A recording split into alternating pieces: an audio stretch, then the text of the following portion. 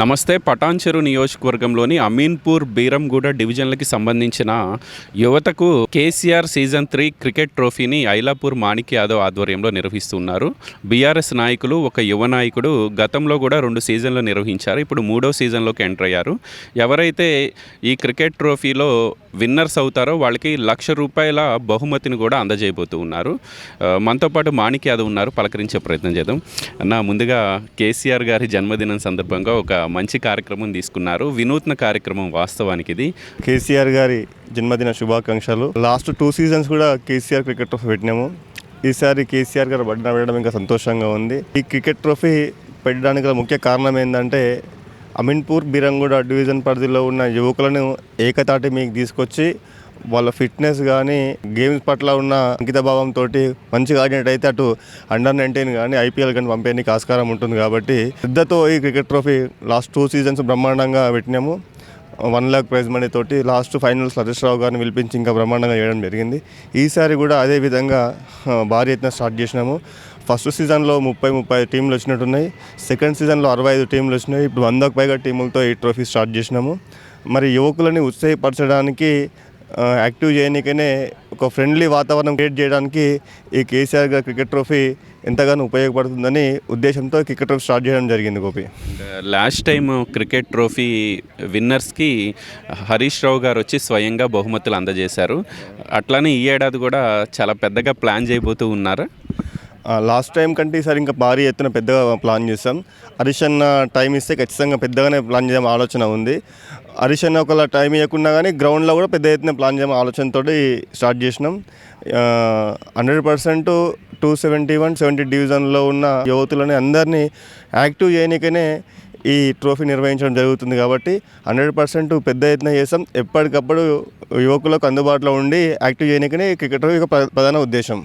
వాస్తవానికి మన అమీన్పూర్ కానివ్వండి, బీరంగూడ పెద్ద డివిజన్లు అయినాయి.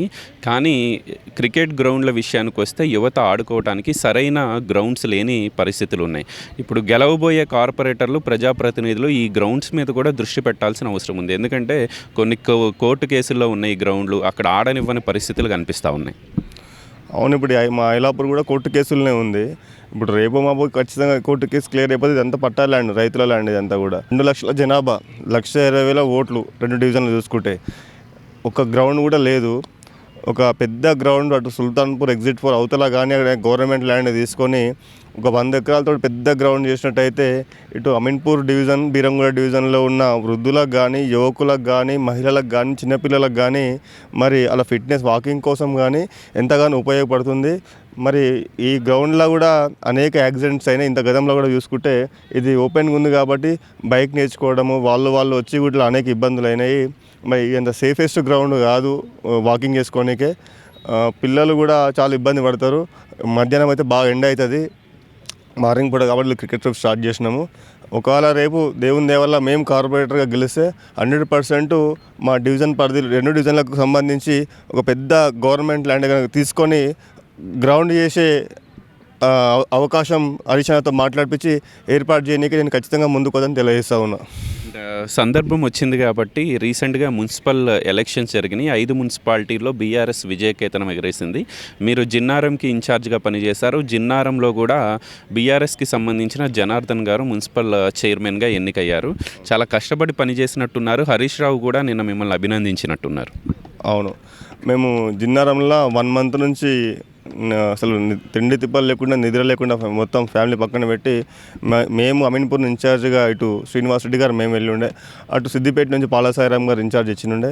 మరి మేము ఫస్ట్ డే పోయినప్పుడు మీరు ఇక్కడ ఏం పని చేస్తారు, ఇక్కడ పార్టీ ఏం లేదు, ఇక్కడ గెలవదు, అసలు మీరు టైం వేస్ట్, మీరు చేయకండి అనే స్టెప్ మాకు స్టార్టింగ్ వచ్చినుండే. దాన్ని ఎక్కడ కూడా డిసప్పాయింట్గా తీసుకోలే. మరి దాన్ని స్పోర్టివ్గానే తీసుకొని ముందుకు పోయి మేము 8 సీట్లు గెలిచినాం. అసెంబ్లీ ఎలక్షన్లో కూడా చూసుకుంటే 3rd place పోయింది అక్కడ బీఆర్ఎస్ పార్టీ. ఎంపీలో మొత్తం పోయింది, అసెంబ్లీలో కూడా పోయింది, 3rd place పోయింది. మరి అట్లాంటిది మేము 8 సీట్లలో గెలుచుకున్నాం. మా పటాన్చెరు నియోజకవర్గంలోని 5 మున్సిపాలిటీ మరి బీఆర్ఎస్ పార్టీ జెండా ఎగిరేసినట్టే దాదాపు. మరి పార్టీ చెక్కు చెదరకుండా బీఆర్ఎస్ పార్టీ పటాన్చెరులో ఉంది.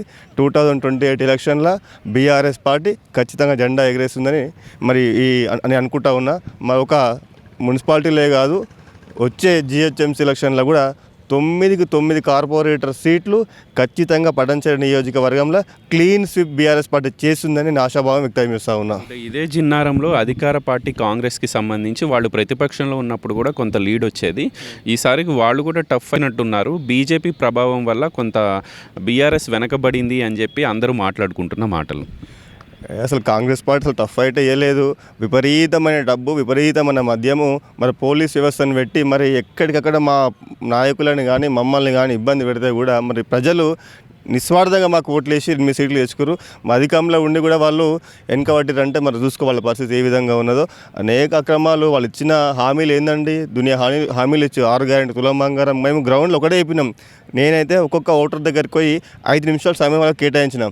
మేము దండం పెట్టి కూడా పోలేము. మీకు తులం బంగారం వచ్చిందా, 2500 మీకు వచ్చిందా, మళ్ళీ స్కూటీలు వచ్చినాయా, పెన్షన్లు వచ్చినాయా, విద్యా భరోసా కార్డు వచ్చిందా, ఇట్లా అలాకు ఏది కూడా మాకు రాలేదు. మరి రానప్పుడు మరి కేసీఆర్ గారికి ముసలి వాళ్ళు ఉన్నారు, మాకు 2000 పెన్షన్ వస్తుందని చెప్పారు. 200 పెన్షన్ 2000 చేసింది కేసీఆర్ గారు, 2000 పెన్షన్ 4000 చేస్తా అని చెప్పింది రేవంత్ రెడ్డి గారు. ఇట్లా అనేక మాటలు చెప్పి అధికారంలోకి వచ్చారు. మరి మీరే మీ విజ్ఞతకే వదిలేసామని చెప్పి పబ్లిక్ చెప్పడం జరిగింది. మరి వాళ్ళు తెలివిగా ఆలోచించి మరి బీఆర్ఎస్ పార్టీకి మరి మద్దతు ఇవ్వడం జరిగింది.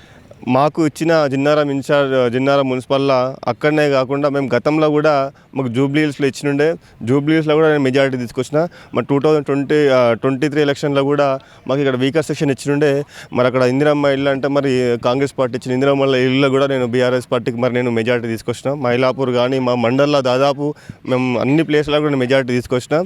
ఎప్పటికప్పుడు బీఆర్ఎస్ పార్టీ మెజారిటీ తీసుకురానికే నేను పనిచేస్తూ ఉంటా. మరి హరీష్ అని నేను కలిసినప్పుడు మాకు హరీష్ అని ఏం చెప్పి అన్నాడంటే, బేటా నేను అందరూ కూడా నువ్వు సర్పంచ్ కాదు, వార్డ్ మెంబర్ కాదు, కౌన్సిలర్ కాదు అని ఇట్లా ఎగతాలు చేసారు బేటా, కానీ ఈరోజు నువ్వు ఒక మున్సిపాలిటీ గెలిపించినావు, వెరీ గుడ్ అని చెప్పిండు. సో నేను ఏమంటున్నా ఎక్స్పీరియన్స్ కంటే కూడా గ్రౌండ్ లెవెల్లో ఎట్లా పనిచేసినాం అనేది, అభ్యర్థుల ఓటర్స్ బ్రెయిన్ వాష్ ఎట్లా చేసినాం అనేది మనకు ఇంపార్టెంట్. కాబట్టి నాకు హరీష్ అన్న నాకు వెరీ గుడ్ బెటా అని నాకు అనడం జరిగింది. నాకు చాలా బూస్టింగ్ వచ్చింది. గతంలో కూడా బీఆర్ఎస్ పార్టీకి అదే విధంగా పనిచేస్తా. క్రికెట్ ట్రోఫీ కూడా 100% ఖచ్చితంగా ఫ్యూచర్లో కొనసాగిస్తా అని నేను చెప్తా ఉన్నా గోపి.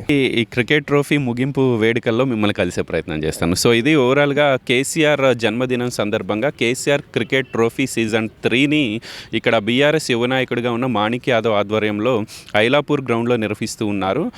సుమారు 100 టీంలు రిజిస్టర్ చేసుకున్నట్టుగా మాణిక్ యాదవ్ చెప్తున్న నేపథ్యంలో ఖచ్చితంగా ఈ ట్రోఫీని కంటిన్యూ చేసి ఎవరైతే విజేతలు ఉంటారో వారికి భారీ నగదు బహుమతిని అందజేయబోతున్నామని చెప్పి ఐలాపూర్ మాణిక్ యాదవ్ చెప్తున్న మాటలు.